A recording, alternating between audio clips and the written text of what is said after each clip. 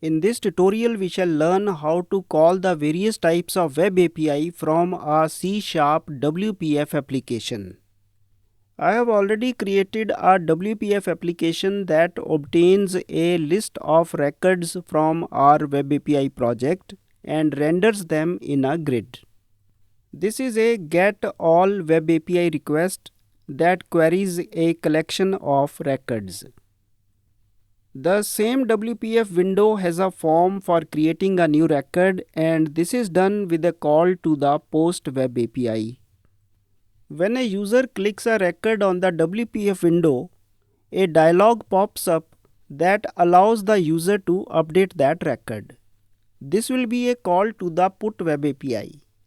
The same dialog has a delete button that makes a call to the delete web API. We shall talk about all these communications with the web API in the coming tutorials, and in this tutorial we will talk about obtaining a collection, a get all web API request. We'll talk about the get all communication in this tutorial. First of all, let me give a quick primer on the various useful C# classes that are now available specifically for the purposes of making calls to the web API. These classes handle most of the finer detail for us. The most important thing is that you will need to install a NuGet package called microsoft.aspnet.webapi.client.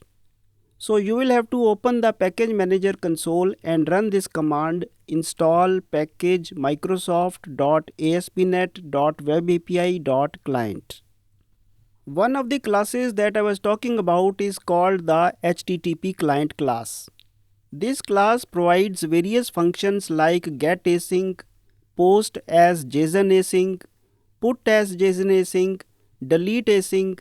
These methods handle JSON serialization, deserialization, HTTP headers, everything from A to Z for us. The class HTTP response message contains the response as received from the server side.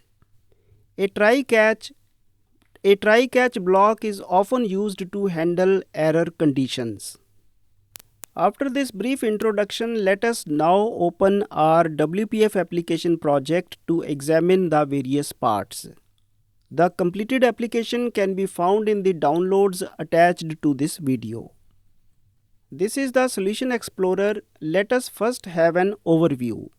The models folder contains the data transfer object class called Dr. DTO.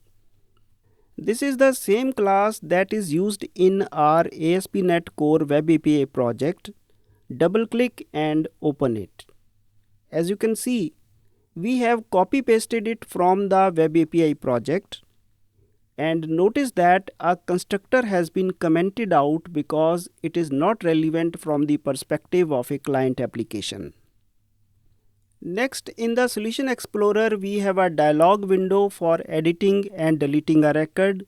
And lastly, we have the main window that contains a data grid for showing the records.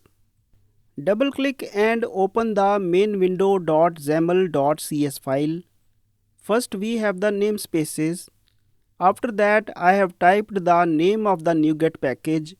You will have to run this command in the package manager console if you want to get help from the new classes that we are talking about.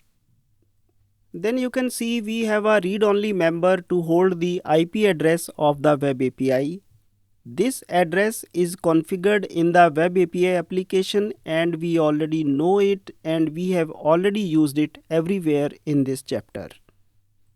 The main function of interest right now is the load all doctors function. This function uses the HTTP client class that I have explained earlier. Get async method is used to make the get all request to the web API. The JSON sent by the web API can be deserialized by using the read as async function. After that, the deserialized list is attached as a data context of the data grid. And that causes the data grid to be populated. Now let us run the applications. First, run the ASP.NET Core Web API application so as to start the server. Allow the home page to open. Next, open the WPF project and run the project.